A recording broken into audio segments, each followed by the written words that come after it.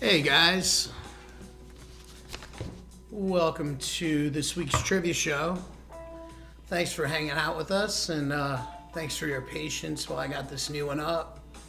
This week we're going to be doing it a little bit different, so everyone can play whenever they'd like and however they'd like. We're recording this Saturday, and we're still going to release it Sunday at 6. So you can play however you'd like, and thanks for joining again. I'll be in the background playing along, so it'll be live in that capacity. And so I'll be commenting as people play along at 6 o'clock on Sunday. But other than that, this should be framed a little bit differently. And I hope you all enjoy it this week, and we'll see where it goes from here. The first question this week is, how many of the 7 dwarfs have beards? Again, how many of the 7 dwarfs have beards? I want to thank everyone who's involved with helping me put this all together. I want to thank Rabbit Hole Handbook and Jamectomy. That's Hernan Perez on guitar, Brian Post on bass, Elliot Jackson Scott Roush on keys, and Cameron LaForest on drums in both of those projects. They're great, and they're local here to Phoenix, so check them out. And again, that was, how many of the 7 dwarfs have beards? 6 of the 7 dwarfs have beards. The only one that doesn't is Dopey. And the next one is, which U.S. state has the highest average elevation? Again, that is, which U.S. state has the highest average elevation? There's lots of ski resorts there. It was one of the first states to legalize marijuana.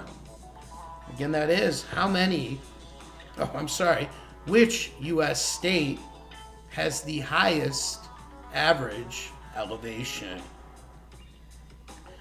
The highest incorporated city in the U.S. is Leadville, and this state has the highest paved road in the U.S. Again, that is, which U.S. state has the highest average elevation? And that is Colorado.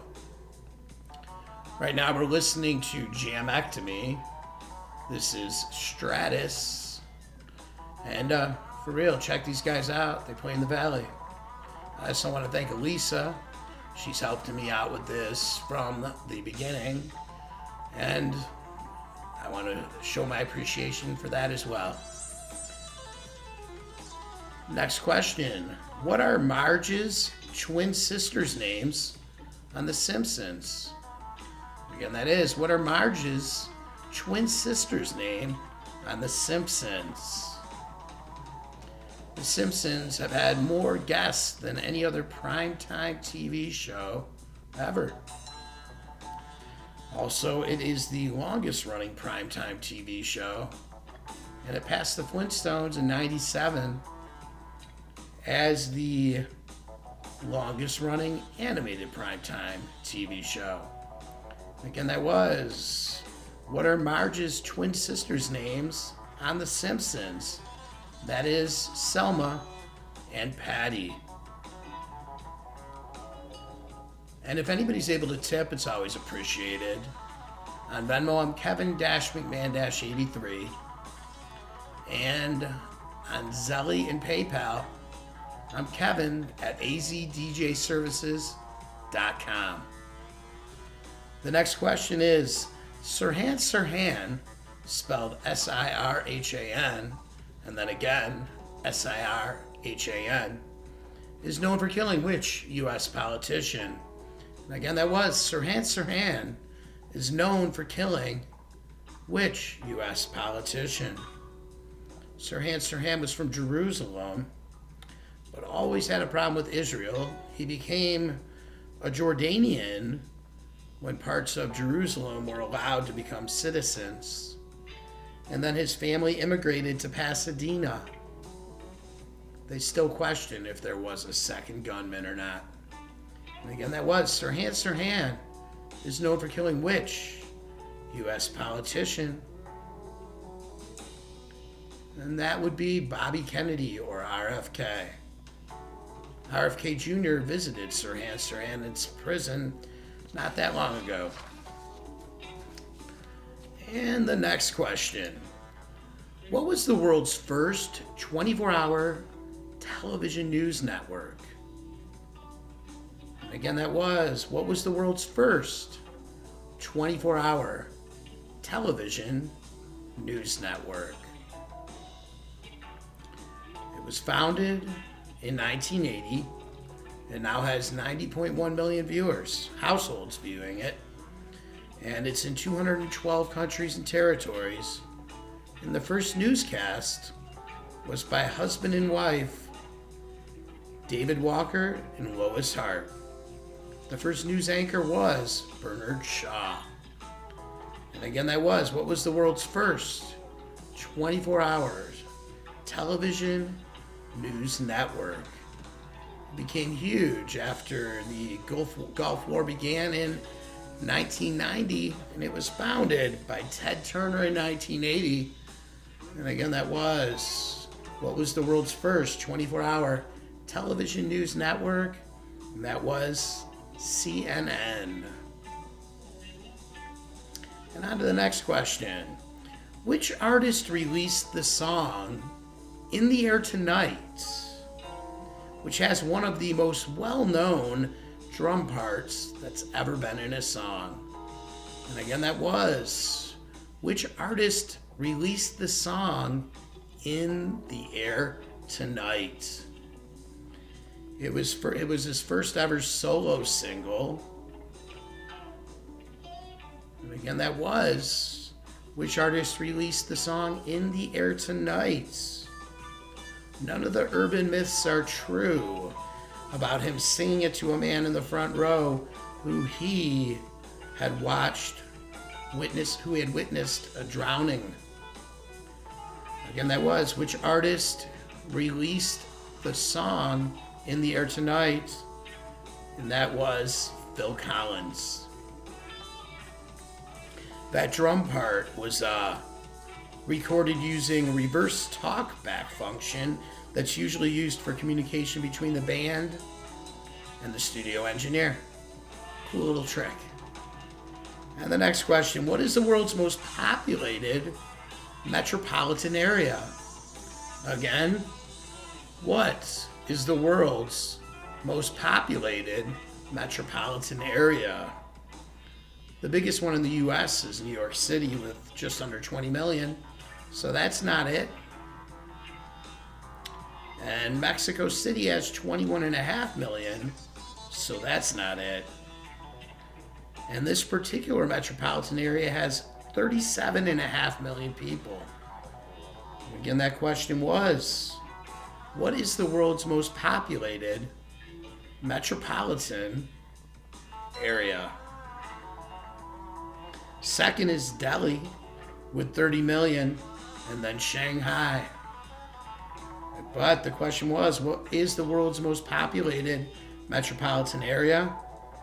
And that would be Tokyo with 37.5 million people. And the next question, who was the youngest person to ever host Saturday Night Live?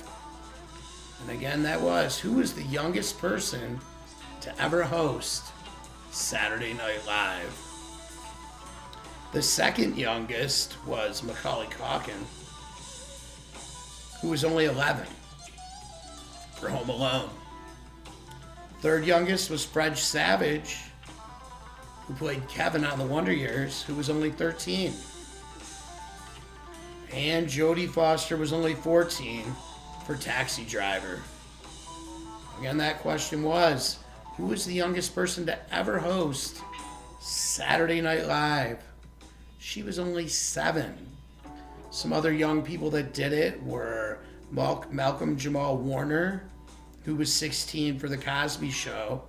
And there were lots of 17-year-olds, including Lindsay Lohan and Mary-Kate and Ashley Olsen. And the oldest ever was Betty White, who was 88. Again, that question was, who was the youngest person to ever host Saturday Night Live? That was Drew Barrymore, who was only 7 in 1982, and she was there to promote E.T. I can remember seeing that one in the theater, showing a little bit of my age. Next question. What popular snack began as repurposed Disneyland trash? And again, that question was, what popular snack began as repurposed Disneyland trash? Back when Disneyland first opened, an entrepreneur wanted to open an ethnic type restaurant in Disneyland, and that is how this snack began. They noticed there was some leftover food product and decided to turn it into a sellable product. The tortilla distributor told them to fry them and turn them into chips instead of throwing them away. And again, that was what popular snack began as repurposed Disneyland trash. The VP of Frito-Lay came in and saw the potential, moved the production to Tulsa, and cut the tortilla distributor completely out. And that question was, what popular snack began as repurposed Disneyland trash? And the answer is Doritos. This right here is Rabbit Hole Handbook. It's Elliot playing some keys. It's called Pocket Reprise. And the next question. In what U.S. state was the first drive-in theater? Again, in what U.S. state was the first drive-in theater? It opened in 1933. The original charge was 25 cents a car and 25 cents a person. Became huge in the 50s and 60s when there was over 5,000 across the U.S. Now there's just around 500. With real estate prices going up and streaming abound, it kind of lost favor. But the question was, in what U.S. state was the first drive-in theater? The creator's father owned a auto parts store, and he tested the idea in the driveway of his own home. They were originally called park-in theaters. And the question was, in what U.S. state was the first drive-in theater? The first drive-in theater was in New Jersey. All right. Next question. Who was the first sitting U.S. president to get married in the White House? Again, who was the first sitting U.S. president to get married in the White House? He entered the White House a bachelor and left married with 2 kids. His wife Frances was 27 years his junior, and he had been her legal guardian since she was 11. It was one of his close friend's daughters, and he was supposed to marry her mom, but when she turned 21, he married her. Their daughter, Esther, became the first child born in the White House. And again, the question was, who was the first U.S. president to get married in the White House?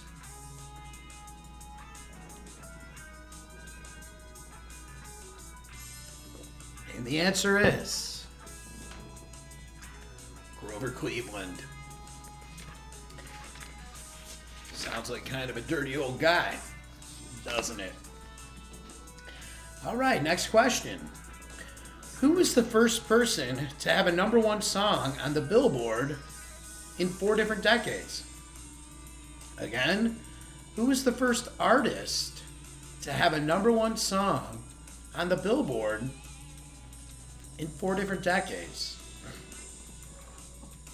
A few people did it in 3 decades.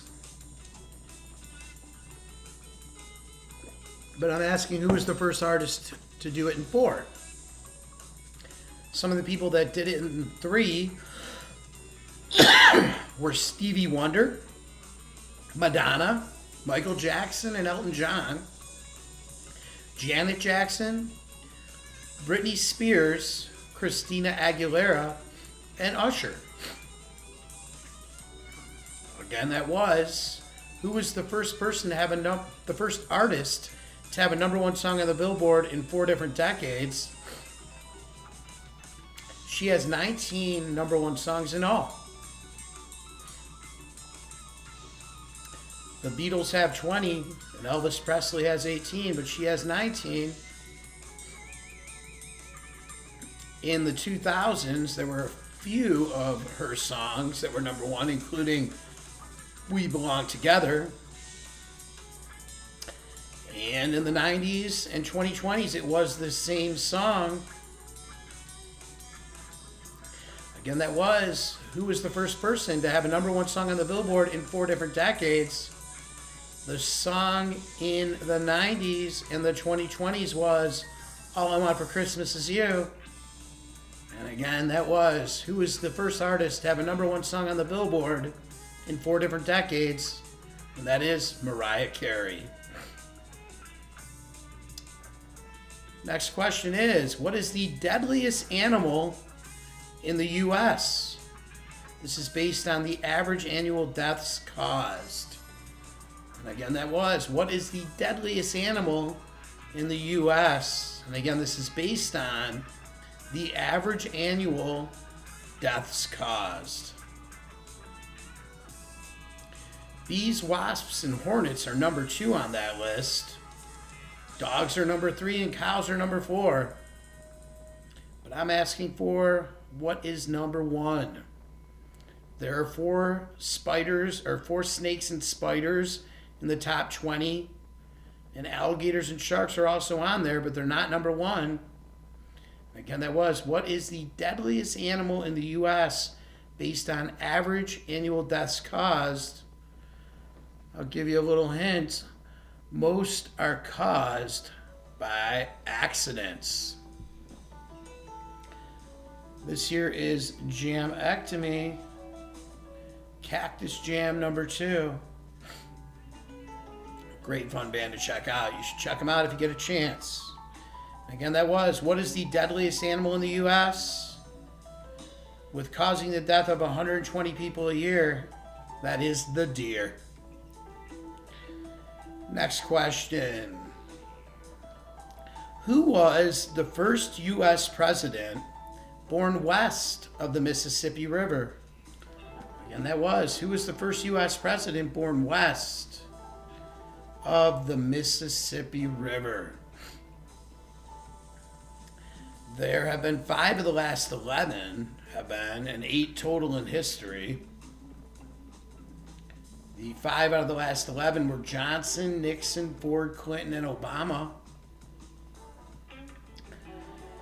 But who was the first U.S. president born west of the Mississippi River? Again, with the way we're filming this now, you can play this at any time. Play along however you'd like to. And when we first air this Sunday at 6, I will be in the background chatting with y'all. But whenever you want to play it, feel free. It's also going to be on my YouTube station, which is Grateful Trivia. If you'd like to subscribe to it, I'd really appreciate it. And you can check out all of the past shows there. And feel free to subscribe. And again, that was, who was the first U.S. president born west of the Mississippi? and that is Herbert Hoover. With the NBA playoffs going on right now, I figured why not ask a question about that. And that question is, which team that's left in this year's NBA playoffs was the last to win an NBA championship? Again, that is, which team that is left in this year's NBA playoffs was the last to win an NBA championship? 5 of the 8 that are in have never won a championship, and 2 of them have never even been to the finals. The Nuggets and Clippers have never been to the finals. But which team that is left in this year's NBA playoffs was the last to win a championship? The Milwaukee Bucks did it in 71, and the Hawks did it in 58. But who was the last team to do it? Again, that was, out of the teams left in this year's NBA playoffs, which was the last one to win an NBA championship? And that would be, in 1983, the Philadelphia 76ers won the championship. And moving on to the next question, what was the name of the founding member and keyboardist for The Doors? Again, what was the name of the founding member and keyboardist for the band The Doors? The other members were Jim Morrison, Robbie Krieger, and John Densmore. And the Doors were the first band to ever promote their new album on a billboard for their first album with Elektra. That famous billboard in Hollywood still promotes bands. But the question was, what was the name of the founding member and keyboardist for The Doors?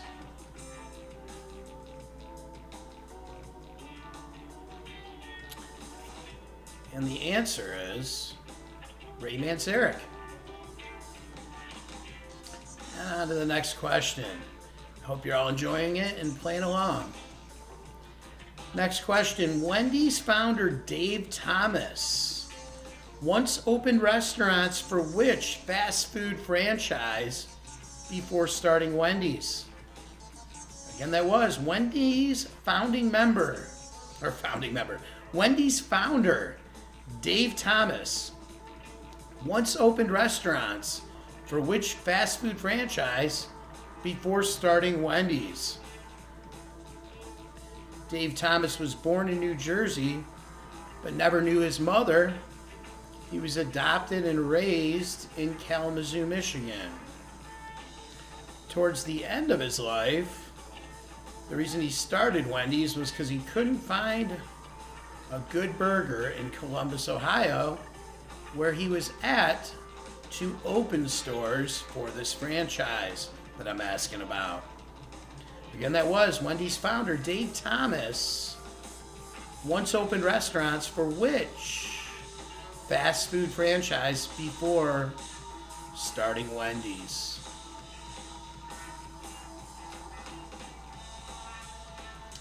When he was working for this franchise, it was called Colonel Sanders Signature Chicken. And he was the person that told the Colonel to sell the chicken in buckets. And the rest is history. The question was, Wendy's founder Dave Thomas once opened restaurants for which fast food franchise before starting Wendy's? And that was KFC. We went there the other day, and I think we decided we prefer Popeyes. All right, on to the next one. Under which U.S. president was the first peacetime military draft? Again, that was, under which U.S. president was the first peacetime military draft? When it was first enacted, all men from 21 to 36 had to register. And after the war started, all men from 18 to 45 were subject to military service, and all men up to 65 had to register. There were drafts until 1973, when all military service became voluntary. And again, under which U.S. president was the first peacetime military draft? It was originally called the Selective Training and Service Act of 1940. The president who had the first peacetime military draft was Franklin Delano Roosevelt, before World War II. Next question. It's kind of a pop culture thing. What is California sober? Again, that is, what is California sober? Demi Lovato kind of made it a big deal. I believe that's who it is. She says she is California sober. It's not complete sobriety, but what is California sober? And California sober is no hard drugs or heavy drinking, just marijuana and psychedelics. And we'll move on to the next question. What is the world's most stolen food? Again, what is the world's most stolen food? They use the acronym CRAVED to describe why. It's concealable, removable, available, valuable, enjoyable, and disposable. Again, that was CRAVED. What is the world's most stolen food? In California, 2 men made off with $50,000 worth of it. And in Canada, a man made off with $137,000 worth of it, posing as a delivery man. Again, that question was, what is the world's most stolen food? 4% of all of it that is produced is stolen. The world's most stolen food is cheese. And the next question. What band has been covered the most? Again, what band has been covered the most? The second most covered are traditional folk, and the third is Bob Dylan. But what band has been covered the most? I remember seeing the Grateful Dead cover them and just loved some of those songs. Rain, for instance, was a really good one. I once saw them do Paperback Writer. That was great. That's giving some good hints as to what band it could be. And again, that question was, what band has been covered the most? And that would be the Beatles. And the next question. The oldest intercollegiate sporting event. This year right now is Rabbit Hole Handbook. The song is called Pink Elephant. Again, check out Rabbit Hole Handbook if you ever get a chance. And again, that question though was the oldest intercollegiate sporting event ever in the U.S., having been contested every year since 1852, is between Harvard and Yale. In which sport? Again, the oldest intercollegiate sporting event in the U.S., having been contested every year since 1852, is between Harvard and Yale. In what sport? Harvard and Yale is the oldest college rivalry, and this particular event takes place in New London, Connecticut. It's the only collegiate event like it, and it is extremely difficult because of all the work that has to go into the sport, as well as the amount of work that goes into going to those two universities.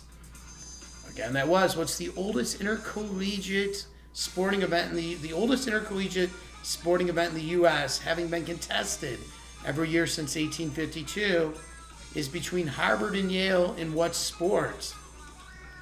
It takes place on the Thames River, and that would be rowing. The oldest intercollegiate sporting event in the U.S. is between Harvard and Yale in rowing. And we're going to move on to the next question.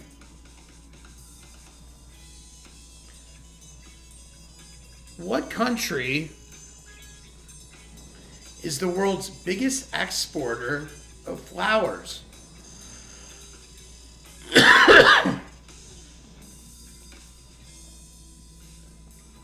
And again, that was, what country is the world's biggest exporter of flowers? Their exports constitute 52% of the world's total flowers and about $4.6 billion. The second largest exporter of flowers is Colombia, and the third is Ecuador. But again, the question was, what country is the world's biggest exporter of flowers? Holland is 2 counties within this country.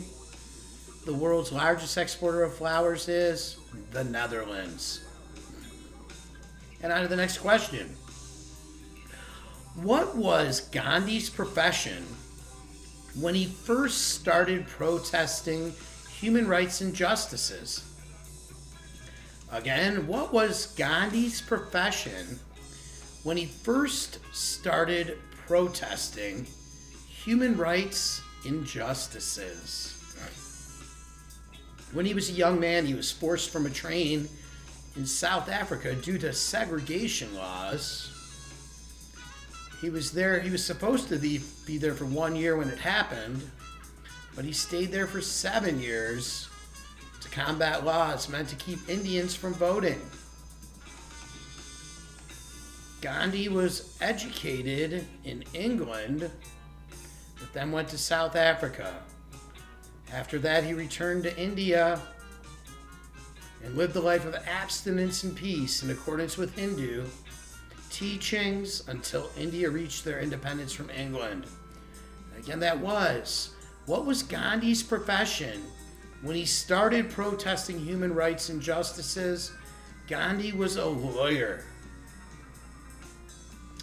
And then this next one's just a fun one for the hockey fans. Those playoffs are going on right now too, so might as well ask a question about that. A player from which NHL team first took the Stanley Cup outside of North America? And again, that was a player from which NHL team first took the Stanley Cup outside of North America? Hockey playoffs are going on right now. 4 teams left. Should be interesting to see who makes it to the Stanley Cup and gets to take that cup wherever they wish. Each player gets the cup for a while and can do what they want with it. In this instance, this player took it to Sweden. It was before the Red Wings went on their streak, so it wasn't a Red Wing. And the question again was, a player from which NHL team first took the Stanley Cup outside of North America? It happened in 1996. And that player was Peter Forsberg of the Colorado Avalanche. On to the next question. Which song stayed at number 1 on the Billboard charts for the longest consecutive time? Again, which song stayed at number 1 on the Billboard charts for the longest consecutive time? It stayed there for 19 weeks. One Sweet Day and Despacito spent 16 weeks there. I Will Always Love You, I Got a Feeling, and Candle in the Wind and a few others spent 14. End of the Road and The Boy's Mind spent 13. And Lose Yourself, Smooth and Yeah, and a few others spent 12. But what song stayed at number 1 on the Billboard charts for the longest consecutive time for 19 weeks? It was a Lil Nas X and Billy Ray Cyrus song that stayed there for 19 weeks called Old Town Road. Again, if anybody would like to tip, I'd really appreciate it. It is appreciated. On Venmo, I'm Kevin-McMahon-83. And on Zelle and PayPal, I'm Kevin at AZDJServices.com. On to the next question. When John Adams first moved to Washington, D.C., he didn't set up residence at the White House, but at an establishment that's primary purpose was what? Again, when John Adams first moved to Washington, D.C., he didn't set up residence at the White House, but at an establishment that's primary purpose was what?